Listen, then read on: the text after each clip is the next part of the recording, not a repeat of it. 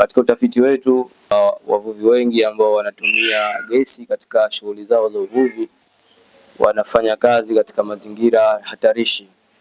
Kwanza, mazingira yenyewe ya bahari inakuwa sio salama, wakati mwingine wanazamia katika maeneo ambayo yana mikondo mikali, lakini vile vile ni mazingira ambayo au ni shughuli ambayo inaleta athari kwa afya zao.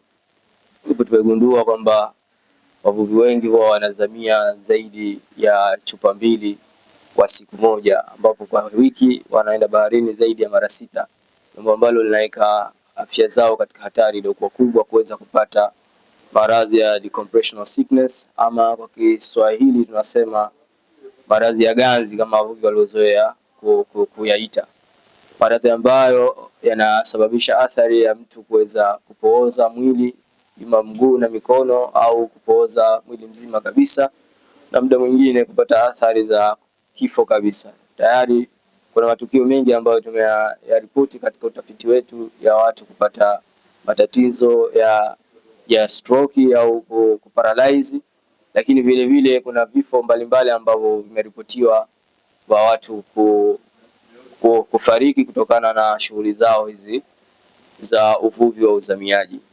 Kwa kutokana na madhara hayo, Wizara ya Uchumi wa Bluu na Uvuvi kwa kushirikiana na shirika la WIOMSA limeandaa hizo tafiti kwa ajili ya kuona zile athari za uvuvi huu wa uzamiaji kwa wavuvi wetu, kwa ajili ya kutengeneza sera ambazo zitaboresha aina huu ya uvuvi. Asante.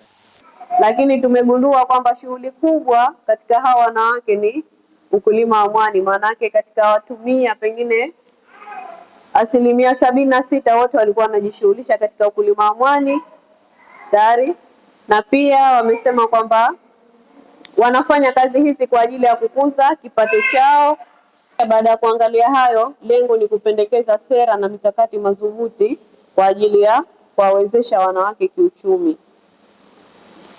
Na mwisho tulikuwa tunaangalia utafiti huu, lengo ni kutoa mapendekezo yanayoweza kuboresha hali ya maisha ya hawa wanawake katika ushiriki wa hizo kazi zao za sana, kwa sababu tunaona namna gani ama jinsi gani tutengeneze bidhaa zetu bila kupata shida ama vikwazo mbalimbali.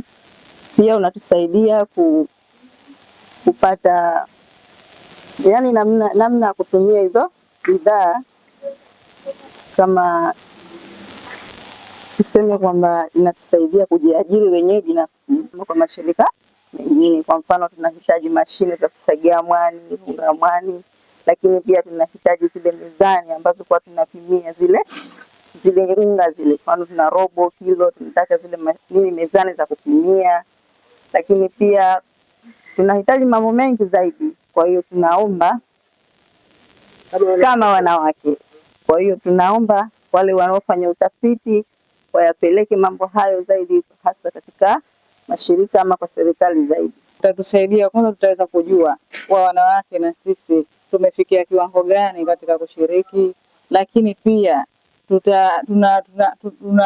tutaweza kujua kumbe serikali ipo na sisi wanawake katika kujikwamua kimaisha na katika kupiga hatua za maendeleo.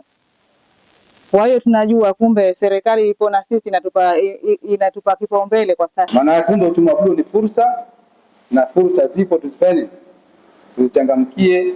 Na sisi kama serikali tunajua kuna mambo mengi ambayo kama wananchi wanahitaji, tunatakiwa tuwafanyie. Kwa hiyo kwa research kama hizi, tafiti kama hizi zitasaidia sasa kuchakata mipango ili kuhakikisha kila mmoja anafaidika katika mipango hiyo ya serikali.